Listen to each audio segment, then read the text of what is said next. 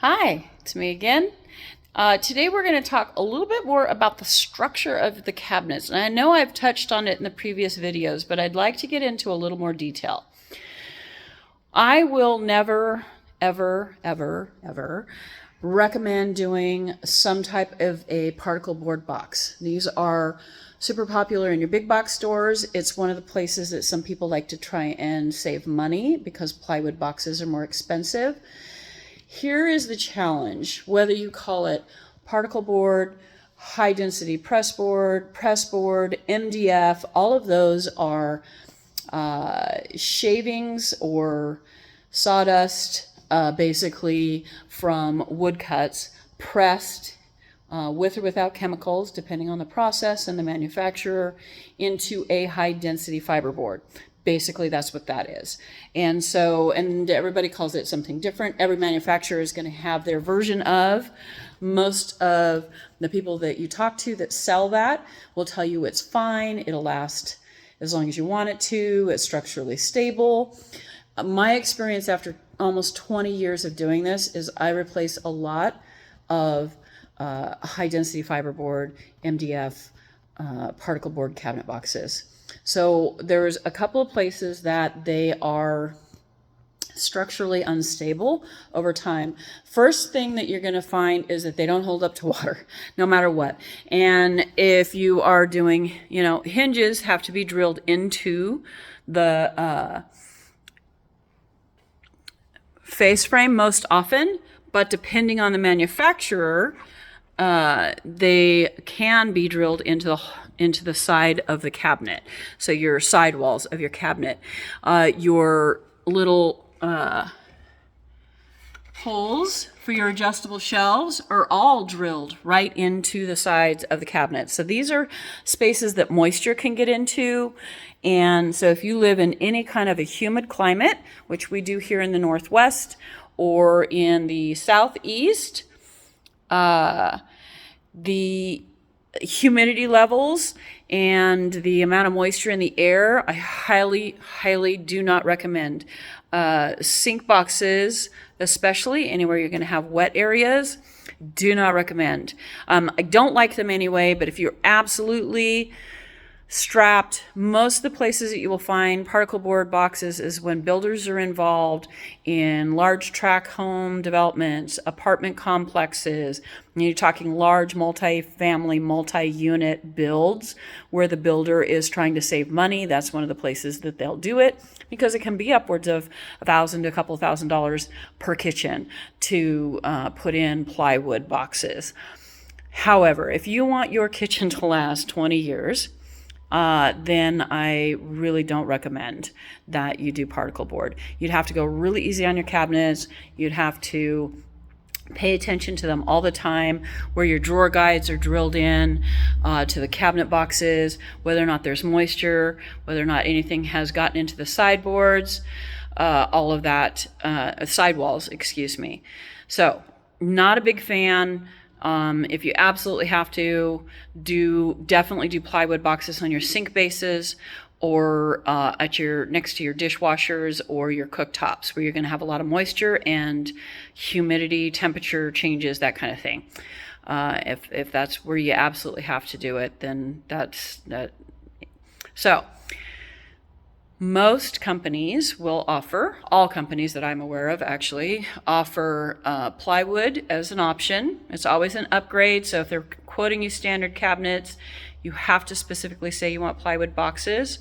That's a multi-ply plywood with a veneer. We talked about this earlier.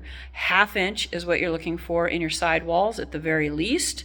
And 1/4 inch is doable on a backside wall. If you can get it thicker, great. But mostly that's for the lateral structural integrity, not the strength of holding up what's on top. And so now the other thing that you want, and unfortunately I can't show you in these cabinets, but you do not want them stapled. So you want to see how the cabinet box is put together. You want to see the structure. And what you're looking for is dadoed and captured. And so what that means is that on a box, the interior of the box at the back where the back panel goes into the sidewalls, you will have a dadoed groove in the sidewalls, and then the back gets captured into that dado. Now there might also be staples and glue involved on top of that, hopefully at the very least glue. Staples and glue is awesome. Maybe they will have some type of structural stability in the upper corners. That's also very much wanted. A lot of them will have in your base cabinets, especially your sink bases and cooktops where you have a blank spot in the front on the top, is they will have usually about a 3 to 4 inch wide piece of plywood that runs across the top of the cabinet at the back, sidewall to sidewall. Again, adding structural stability and a place for your cabinet installers to actually pick up the cabinets without damaging the cabinet itself or the structure of the cabinet. So remember, dadoed, captured backs. Same thing with your cabinet drawers, is you want the bottoms to be dadoed and captured in the side walls. You don't want it stapled to the bottom. Everybody's seen the drawer where the bottom's falling out. That's why. So you want it dadoed and stapled. Dadoed and captured. So I'm going to show you a drawer here with a dadoed and captured bottom. And as you can see, it is recessed all the way into the 3/4 inch sides that are solid wood. The other thing that you want in a drawer is you want dovetail attachments at the front and at the back. And I hope you can see that and I'm not making you too dizzy, but that is definitely super important in the structural integrity of drawers.